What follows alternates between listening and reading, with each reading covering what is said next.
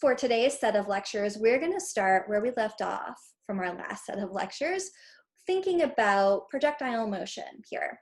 And we were solving this problem together where we had this long jumper executing a trajectory of projectile motion through the air.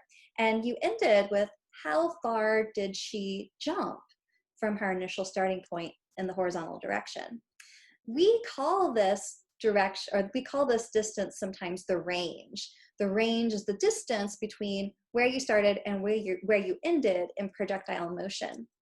And the angle at which you leave the ground is important for projectile motion. The angle at which you leave the ground and your initial velocity can determine the range, how far you end up from where you started. Okay, so we're going to derive the equation for range using the problem that we ended with for our last set of mini lectures. If you look on your equation sheet, you'll see that there's a specific equation just for the range. Okay, we went through and we found what the range was for this long jump problem, but we're going to derive an equation that you can just plug numbers in order to get that range for you without having to do all of these previous other steps, because in order to solve this problem, we also had to know we had to know something about the time it took for her to reach her maximum height or the total leap time. So we will derive this range equation, and we're going to start with this same equation right here. Okay, so we're going to start with x equals x naught plus v naught xt plus 1/2 acceleration in the x direction t squared. Now to derive this equation, we're going to pretend like we don't even know anything about our initial conditions. Okay, the only thing that we know is that when we're executing projectile motion, we have no acceleration in the horizontal direction. So this acceleration term will be 0. Okay, I'm going to move this term x naught over to the other side. So x minus x naught equals v naught xt. Okay, so that looks exactly like what we had right here. This x minus x naught, this is our range. Okay, so that's our final minus our initial. Okay, so we're going to call that the range. Now, we don't know what the time is. We're going to pretend like this is just any problem in particular, not necessarily the one that we just went through. We don't know what that time is. And we also know that the x component of our initial velocity is going to be v naught cosine theta. So this is going to be equal to v naught cosine theta times time. So we have to do something in order to come up with an equation that tells us what the time is. And we kind of already did that in the previous components of this problem. Now, in order to find out what this time should be, we're going to start with an equation for the vertical direction, because we've already taken care of the horizontal direction here. So y is equal to y naught plus v naught y t plus 1/2 a y t squared. Okay, and then we're going to assume, well, let's see. I'll write this in the same way that I wrote this. Y minus y naught equals v naught y t plus 1/2 a y t squared. This is a, so y, the acceleration in the y direction. Okay, so now the thing here about this component is that if we are executing projectile motion and we're landing at, vertically at the same place from where we started, so let's say we start here, we go up and we come back down again, there's no change in where we mark the ground, and so that means that y final minus y initial will be 0, because we go up and we come back down again to the same place where we say y equals 0. So this term over here is just going to be equal to 0, okay? And we figured out what our y component was of our initial velocity. That's v naught sine theta, okay, times time, plus 1/2. Now, always remember, I know this is a little bit confusing, but our acceleration in the y direction is always the acceleration due to gravity. That's minus 9.8 meters per second squared. We define the quantity g as just 9.8 meters per second squared. So the acceleration in the y direction is minus 9.8 meters per second squared.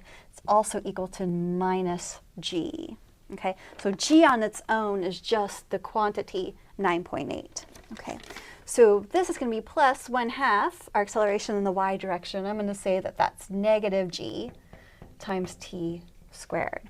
Okay, now this says 0 equals v naught sine theta t. Now we have this minus sign, so I'm going to write that as minus 1/2 gt squared. Okay.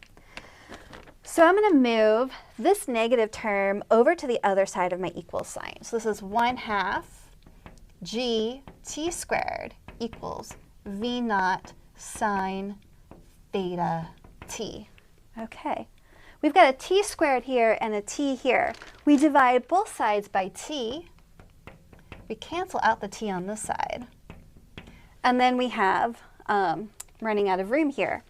Okay, so this t squared over t, that cancels out one of those t's. So then this whole line is equal to 1/2 gt, and that equals v naught sine theta. Okay, so if I multiply both sides by 2, I'll get rid of this 1/2 on this side, and I'll get a 2 over here. So then I would have gt is equal to 2 v naught sine theta, okay? And I divide by g, both sides. T is equal to 2 v naught sine theta divided by g, okay? Ooh, that's kind of cut off on the bottom, isn't it? Let me rewrite that up here. So that says that t is equal to 2 v naught sine theta all over g. Okay, so let me double check. Yeah, so we're going to take this, this expression for time, and we're going to stick it in right here. Okay, so this expression for time is going to go in right here. So then our range equation is going to equal v naught cosine theta times 2 v naught sine theta all over g. Okay, so now I'm going to put some of these terms together. We've got a v naught and a v naught. Now all these quantities up here are being multiplied by each other. So really, we have a v naught times v naught, so that's v naught squared. And then we were dividing by g. And then the remaining terms are 2 sine theta cosine theta. Okay. Now, you all had to have a prereq of trigonometry in order to take this class. So, well, you might not remember. That's okay. You don't really have to remember that. But there's a trigonometric identity which says that 2 sine theta cosine theta is the same thing as sine of 2 theta. Okay? So then our range becomes v naught squared sine of 2 theta all over g. Okay, so then you can use just this equation here in order to find the range. All you need to know is your initial velocity, the angle, and we know the acceleration due to gravity. Okay, now when you're doing this, using this, we've got sine, and then in the parentheses, the argument of sine is 2 theta. That means you have to take 2 times the angle theta and then take the sine of that. And that's what this term here represents. So multiply it by v naught squared over g. So for this problem, if I were to take my 11 meters per second squared here, 11 squared, multiply it by sine of 2 times 20, and divide it by 9.8 meters per second squared, I would get this same number right here that we got from the range in part C of the problem. So let's look at this range equation again that we just derived. Okay, range, that's our r here, is equal to our initial velocity squared times sine of 2 times theta. So when you type it into your calculator, you'll say sine 2 times whatever your angle theta was, divided by g. And remember, g is just positive 9.8. The acceleration due to gravity in the y direction is a minus 9.8 meters per second squared. But g is just the magnitude of that acceleration, 9.8 meters per second squared. So using this equation, if all you know is your initial velocity and the angle at which you leave the ground, you can figure out how far you end up from your starting point if you're executing projectile motion. Now, so this angle here matters. Let's say that our velocity, initial velocity here, remains constant at 15 meters per second. And we vary this angle theta here, the angle at which we leave the ground with.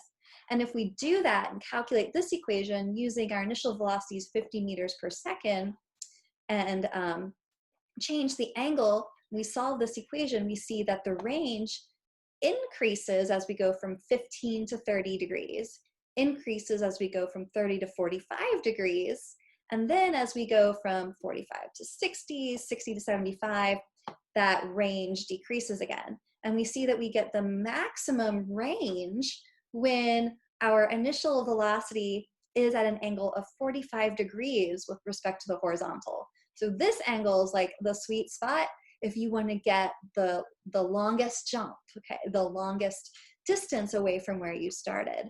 And so here are these examples plotted graphically. If we have our initial velocity of 50 meters per second, we vary our angle. Here's what our trajectory looks like if we leave the ground at 15 degrees with respect to the horizontal. We've got a pretty flat, low to the ground trajectory. Then as that angle gets bigger, we start to get a higher arch in the sky. We reach a higher height. Here's the trajectory for 45 degrees, and we see that that gives us the longest range. But then as we go to even higher angles, we get even higher maximum heights for our trajectory, larger maximum heights for our trajectory. And then our motion becomes more like that of the objects that we were thinking about when we launched them directly up into the air and watched them fall back down again when we were doing one-dimensional motion. And so as we increase that angle that we leave the ground with, we get above 45 degrees, we get a higher maximum jump, okay, but our range starts to decrease again. Complementary values of your initial angle theta result in the same value for the range. What does that mean? So if we look over here, we see that 15 degrees and 75 degrees gave us both a range of 128 meters. Complementary angles are angles that can add together to give you 90. So 75 degrees plus 15 degrees gives you 90 degrees that give you the same range. And here we saw that at 60 degrees and 30 degrees, we got a range of 221 meters. And if you added 60 to 30, that would give you 90. So it's their angles are complementary if you can add them together to give you 90 degrees. And the maximum range we can obtain is with an angle of 45 degrees.